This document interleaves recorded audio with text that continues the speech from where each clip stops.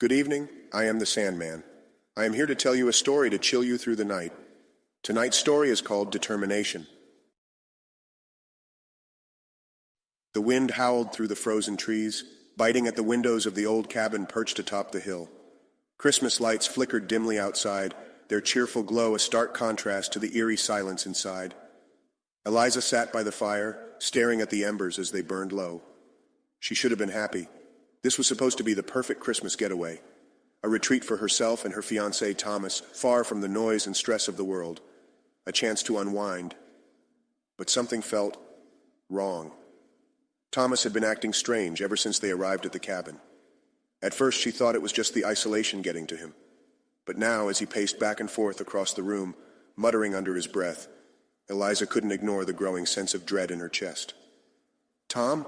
she called softly, her voice hesitant. He didn't respond. His eyes were wide, his pupils dilated, as if he were lost in some fevered trance. "Tom," she repeated, standing up and crossing the room to him. "You're scaring me." He stopped abruptly, his head snapping toward her. His face was pale, eyes bloodshot.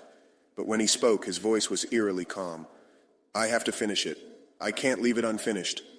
"Finish what?" Eliza asked, her heart racing. "What are you talking about?" He didn't answer. Instead, he walked toward the small wooden desk in the corner of the room, where a stack of old yellowed papers lay. Eliza watched, confused, as he picked up a pen and began to write furiously. The storm outside seemed to grow louder, as if it were closing in around them. She shivered, suddenly cold. "Thomas, we need to leave. We should head back to town." "No," he interrupted, his voice sharp, almost frantic. "I need to finish this. You don't understand. It's almost Christmas. It's almost time." Eliza's breath caught in her throat. She could feel the weight of something dark, something ancient in his words. The atmosphere around them was thickening, the air heavy with an unsettling energy. Without thinking, she stepped forward and grabbed his arm. "Tom, what's going on? What is it that you're trying to finish?" For a moment he didn't respond. His eyes glazed over, and then slowly he spoke in a low, trembling voice. "This cabin, it was built on the old graveyard. You didn't know, did you? But I did. I knew when I found it. And now I can hear them. I can hear the voices calling me, Eliza, calling me to finish the ritual." Her blood ran cold. "What ritual?" Thomas looked at her, his eyes wide with a wild intensity. "The one that's been waiting, the one to bring them back. I made a promise, Eliza. I promised I would complete it, no matter what." The chill in the room deepened. The flames in the fireplace flickered, casting long shadows that stretched toward them like reaching hands.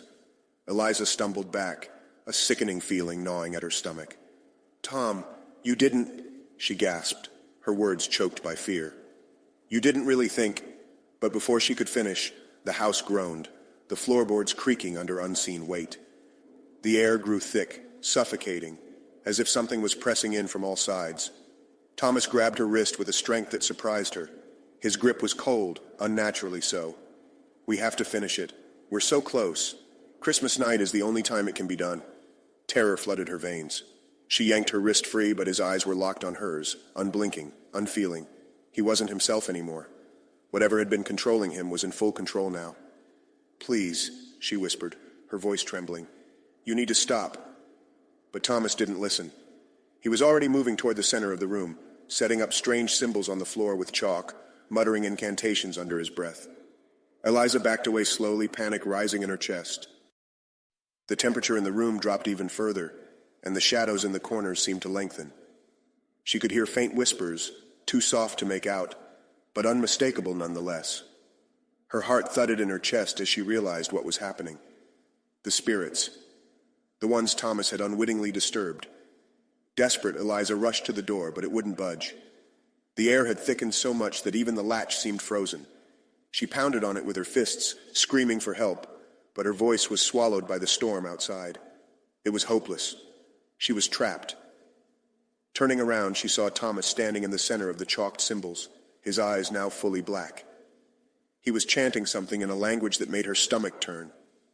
The ground beneath him began to tremble, the floor cracking with an ominous groan. The shadows began to swirl, taking on shape and form, rising from the floor like a cloud of smoke. Eliza could see outlines of figures, their faces pale and twisted, their hands reaching for her fiancé. "Tom!" she cried, her voice breaking. "Please stop this, it's too late." but he didn't respond.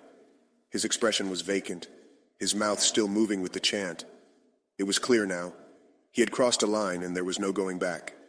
The figures in the shadows grew more distinct, their features contorted with fury, their eyes glowing with an unnatural light. The room began to shake more violently, and Eliza felt her heart race as the temperature plunged further. The whispers turned to screams. Eliza couldn't stay here. She had to get out. With all the strength she could muster, she charged toward Thomas, ignoring the icy cold that seemed to pull at her very soul. She grabbed him by the shoulders, shaking him violently. "Tom, stop. It's too late for you, but it's not too late for me." His eyes flickered for a moment, just a brief instant of clarity, before they went dark again. The ground cracked open beneath him. And then, with a final scream of determination, she shoved him aside and ran toward the door, using every ounce of strength to tear it open. She stumbled outside into the snow, the cold biting into her skin like needles. She didn't look back. She couldn't. As she ran down the hill toward the town, the cabin behind her disappeared into the night, its lights flickering out. Christmas had come, but so had the darkness. I hope you enjoyed that chilling Christmas tale. I bid you farewell, and please do share and subscribe. If you dare, sleep well.